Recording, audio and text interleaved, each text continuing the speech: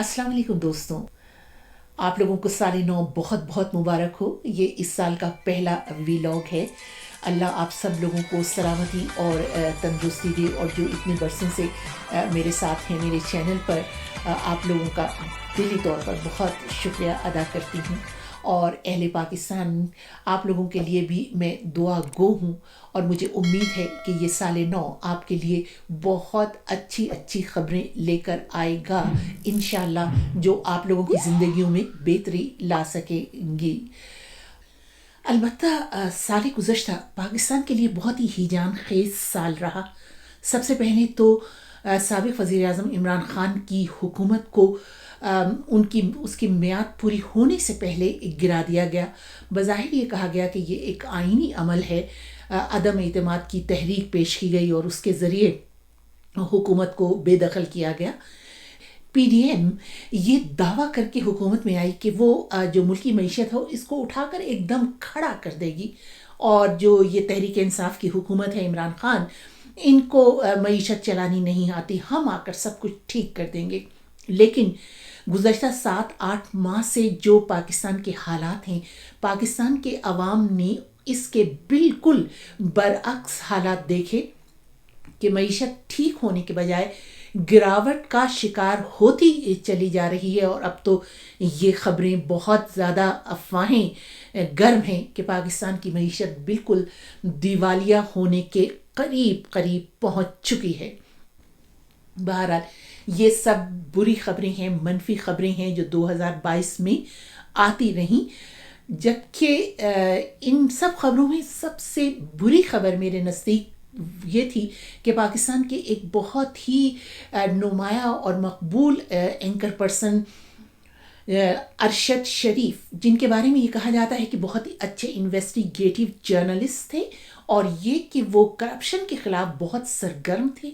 वो जो प्रोग्राम पेश किया करते थे उनमें बाकायदा डेटा पेश करते थे, खुसूसन जो सियासी रहनुमाओं में जो करप्शन है उसका उनके पास बहुत ज़्यादा डेटा था, और वो उसको बार बार तो नहीं, बहरहाल अपने प्रोग्रामों में उसको पेश करते रहते थे। लिहाजा उनको पहले तो मुल्क से निकलना पड़ा, और उसके बाद केन्या में उन्हें बहुत ही पुरअसरार हालात में नामालूम अफराद ने कत्ल कर दिया, और वो जो उनका तमाम लैपटॉप वगैरह है और उनके पास जो जो कुछ डेटा था उसका भी अभी तक कुछ पता नहीं चल सका है। पहले तो हुकूमत पाकिस्तान ने इस खबर को कोई मामूली ही समझा और इसकी एफआईआर तक दर्ज नहीं हुई, यहाँ तक कि सुप्रीम कोर्ट को मदाखलत करनी पड़ी। और जब सुप्रीम कोर्ट के अहकामात जारी हुए, वालिदा जो बहुत ज़ईफ़ हैं लेकिन उनकी हिम्मत बहुत जवान है, वो और उनकी अरशद शरीफ की बेवा ने हिम्मत करके एफआईआर दर्ज करवाई, और जिन लोगों पर उनको शक था उनके नाम भी इसमें शामिल किए गए। हुकूमत पाकिस्तान का रवैया इन शुकूक व शुबहात को तक़वियत दे रहा है कि इस कत्ल की मंसूबाबंदी बहुत ही आला सतह पर की गई थी, और फिर इसकी तफ्तीश को जिस तरह से उलझाया जा रहा है, कई बयानियाँ चलाई जा रही हैं। केन्या में भी जो तफ्तीश जिन लोगों से हो रही है, जो वहाँ की पुलिस और वहाँ की जो खुफिया सर्विस है, इंटेलिजेंस एजेंसी, वो लोग भी बिल्कुल मुख्तलिफ बयानात दे रहे हैं। और यहाँ पाकिस्तान में तो आप लोग जानते हैं कि किस किस्म के मुख्तलिफ बयानात शुरू में भी दिए गए, और फ़ौज के एक बहुत आला अफसर ने बैठकर ये कहा कि अरशद शरीफ की ज़िंदगी को पाकिस्तान में कोई ख़तरा नहीं था, जबकि उनके ख़िलाफ़ 16 एफआईआर दर्ज हो चुकी थी, जिनमें उन पर यानी अरशद शरीफ पर रियासत से बगावत और गद्दारी जैसे संगीन इल्ज़ामात आयद किए गए थे। और उन्होंने सुप्रीम कोर्ट को यानी अदालत आलिया के जस्टिस साहिबान तक को ख़त लिखे थे कि मेरी ज़िंदगी को यहाँ पर बहुत ख़तरा है। लेकिन जो वज़ीर दाखिला हैं और जो ये फ़ौज के अफसर हैं, इन्होंने कहा कि नहीं जी, यहाँ पर तो पाकिस्तान में तो उन्हें कोई ख़तरा नहीं था, और उन्होंने किसी मदद के लिए कहा नहीं। तो ये इस किस्म के जब मुख्तलिफ बयानिए चलवाए जाते हैं तो उसका मतलब यही होता है कि जो भी तफ्तीश हो रही है वो कभी भी अपने असल नताइज पर या असल मुजरिमों तक नहीं पहुँच सकेगी, और ये नविश्ते दीवार है।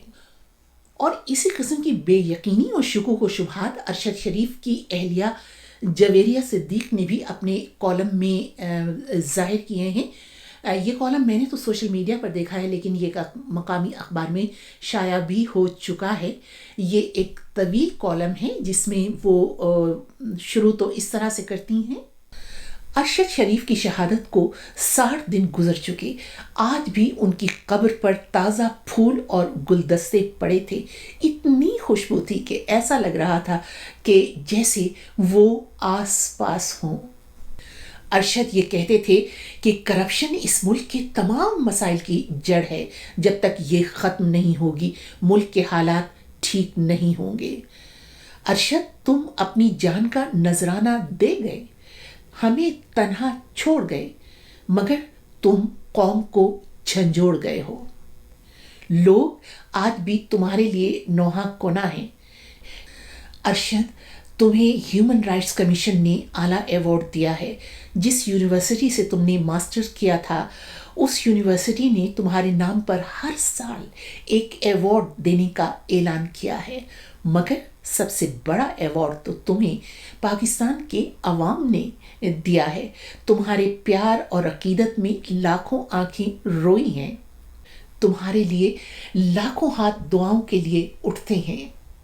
یہ کافی طویل کالم ہے اور اس کو پڑھتے ہوئے دل خون کے آنسو رو رہا تھا، لیکن بس یہ آخری 2 لائنیں میں یہاں پر پڑھنا چاہتی ہوں۔ وہ لکھتی ہیں کہ ارشد، تمہارے جانے کے بعد میرا دل ٹوٹ گیا ہے، مجھے اب کسی کرشمے کی امید نہیں ہے۔ ایسا لگتا ہے کہ یہ معاشرہ جیسا تھا ویسا ہی رہے گا، یہاں کچھ نہیں بدلے گا۔ اگر کوئی حق اور سچ کا علم اٹھائے گا تو اس کی آواز کو خاموش کرا دیا جائے گا۔ اجازت دیجیے، خدا حافظ۔